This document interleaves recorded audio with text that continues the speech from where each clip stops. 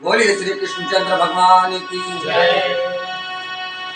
द्रौपदी के चीर हरण के कथा का ये 6वां भाग आप सभी के सम्मुख प्रस्तुत है। मित्रों, द्रौपदी के पुकार पर नारायण ने एक नया अवतार लिया, जो अवतार सारी के रूप में प्रस्तुत हुआ, और इस प्रकार कन्हैया ने मेरे वाला सहाय द्रौपदी की लाश को बचाया। द्रौपदी ने दुशासन को देखा और कहने लगी, तो पंचाली ने कहा, दुशासन धिग अधर्म का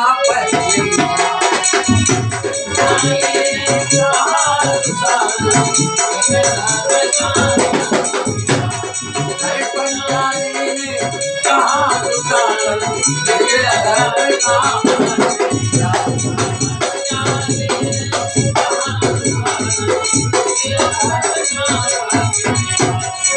कुटिल भाव के मुझको लाकर बालों को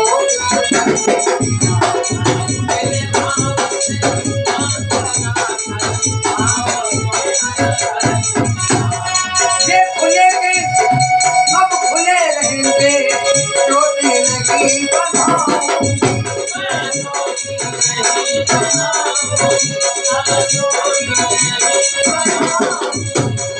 और इसको तेरे वक्ष रक्त से एक दिवस धुलवाऊं।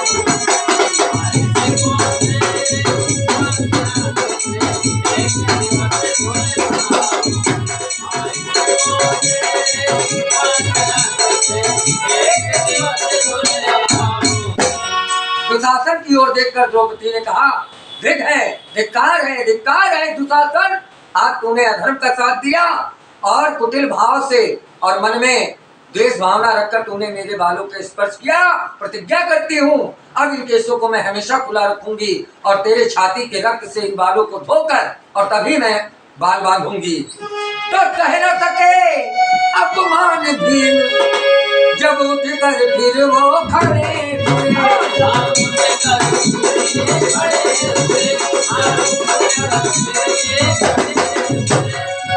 कह न सके अपमान भीम, जब उठकर फिर वो खड़े।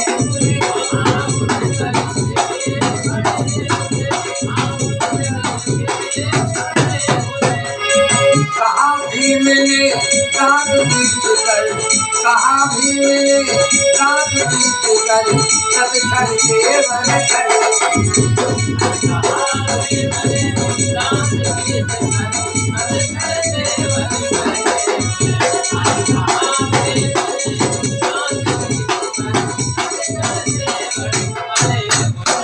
युद्धभूमि में दुशासन का कलुषित हाथ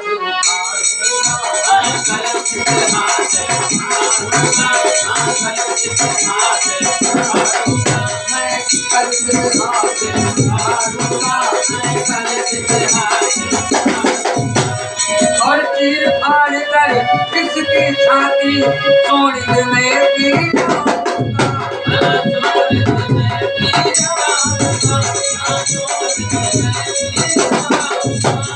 तो दुर्योधन की क्या भिजला से चूर चूर कर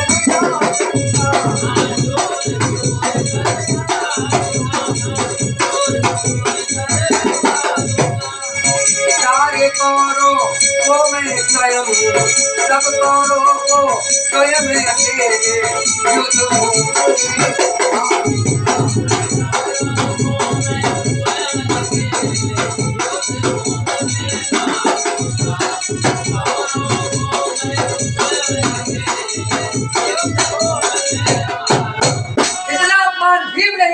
सहन कर सके और उठकर खड़े हो गए और दांत पीसते हुए बोले भीम कि युद्ध भूमि में मैं प्रण करता हूँ इस दुष्ट दुशासन ने, जिसने अपने हाथों से द्रौपदी के केस पकड़े हैं, उन हाथों को युद्ध भूमि में मैं उखाड़ डालूंगा और मैं प्रतिज्ञा करता हूँ कि इसके वक्ष को चीर कर इसके रक्त का मैं रक्त पी जाऊंगा, मैं इसका खून पी जाऊंगा। और मैं प्रण करता हूँ जिस जंघे पर बैठाने का दुर्योधन ने द्रौपदी को बैठाने के लिए कहा था, उस जंघे को मैं तोड़ डालूंगा। तो तात सुनो गुरुदेव सुनो, तात सुनो गुरुदेव सुनो, जब पाप घड़ा का भर जाता है,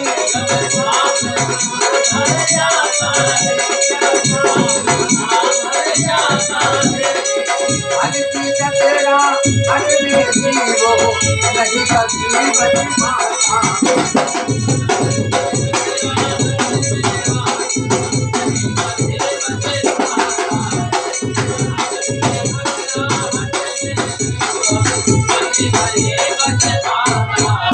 धर्मराज की मर्यादा जो पल पल मुझे रोकती है, पल पल मुझे रोकती है, पल पल मुझे रोकती है।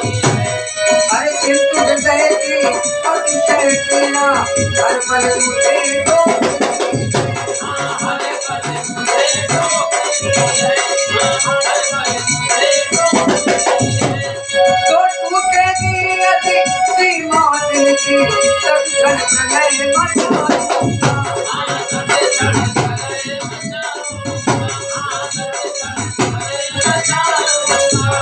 और छोर पकड़ कर सागर में, अरे छोर पकड़ कर सागर में उसको तुरंत डुबा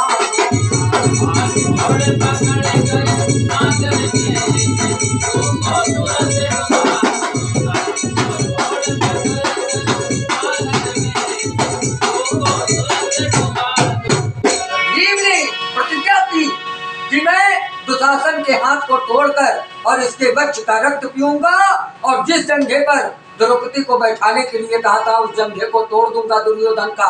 तात सुनो गुरुदेव सुनो, भीष्म पितामह सुनो, जब पाप का घड़ा भर जाता है तो हल्की सी टकराहट में ही टूट जाता है। धर्मराज युधिष्ठिर नीतिवान है, धर्मवान है, वो बर्दाश्त कर सकते हैं, मैं नहीं। अगर क्रोध बढ़ गया तो इस धरती का कोना पकड़कर मैं सागर में डुबा दूंगा। और कहने लगा, सुनते ही ये भीम गर्जना, अरे अंदर से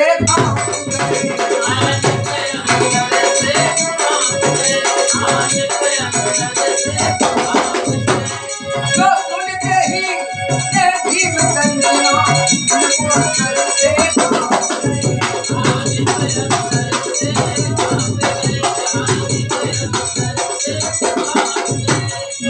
सोचा कुछ भी, अरे सोचा कुछ भी हो सकता है यदि निर्णय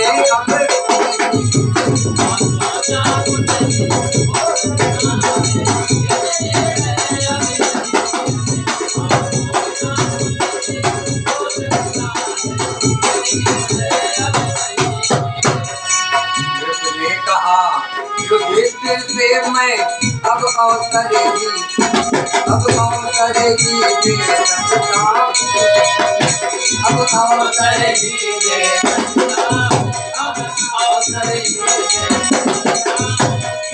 जो भी हारे पर पीड़ा में वापस दे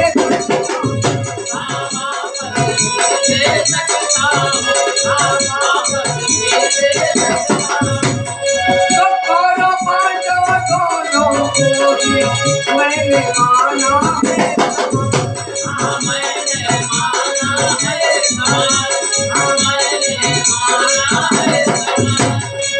दोनों पक्षी बहादुर है, रखते दोनों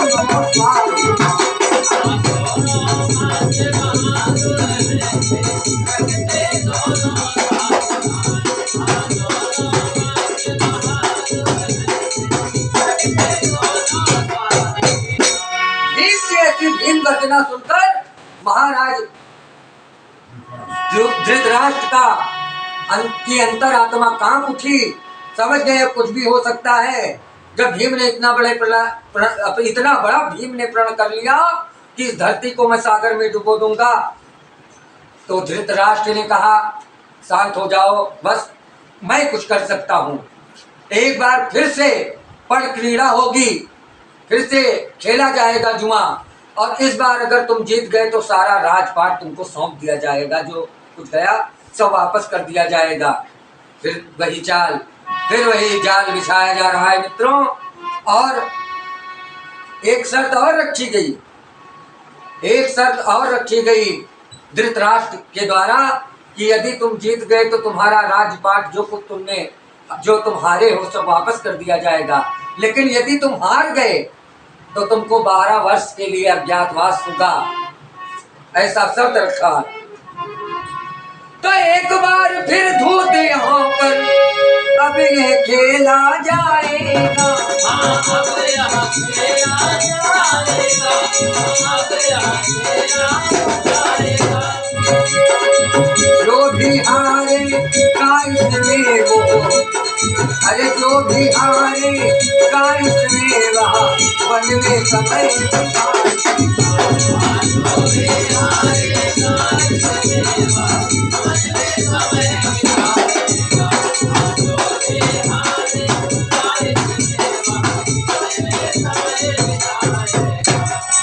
कालखंड अज्ञातवास का वेद कहीं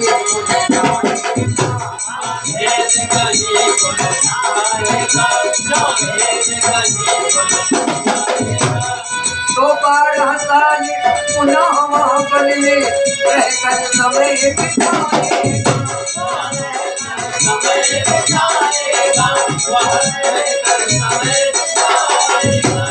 तो पांडवादी जीत गए तो राज पुनः मिल जाएगा।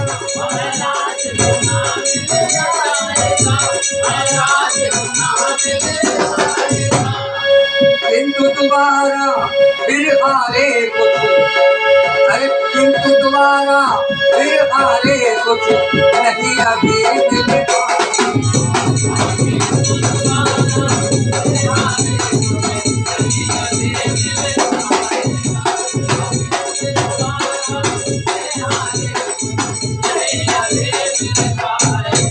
महाराज धृतराष्ट्र ने कहा एक बार फिर ध्रुव क्रीड़ा होगी और अगर पांडव जीतते हैं तो उनका सारा राजपाट उनको वापस कर दिया जाएगा, लेकिन जो हारेगा, जो इस ध्रुव क्रीड़ा में हारेगा उसको 12 वर्ष का अज्ञातवास होगा।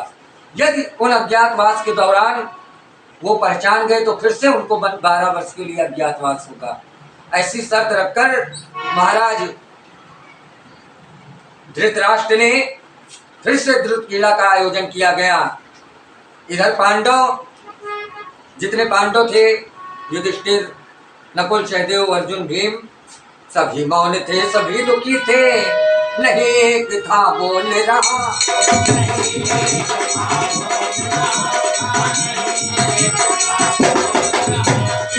सभी सोचते थे पर केवल हुआ मुझे हर तो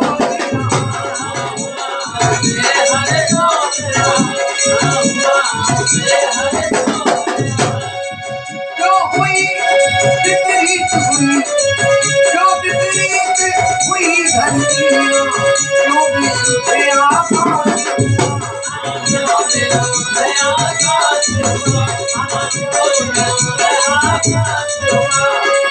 कल तक थे नृप इंद्रप्रस्थ के, कल तक थे नृप इंद्रप्रस्थ के, किंतु आगे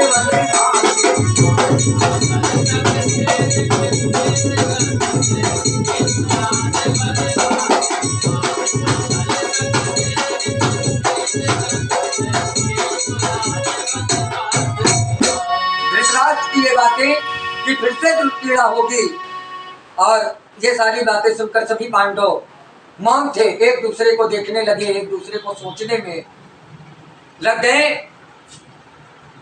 सभी सोचने लगे आज क्यों धरती माँ हमसे रूठ गई, क्यों ये आकाश हमारे विरुद्ध हो गया।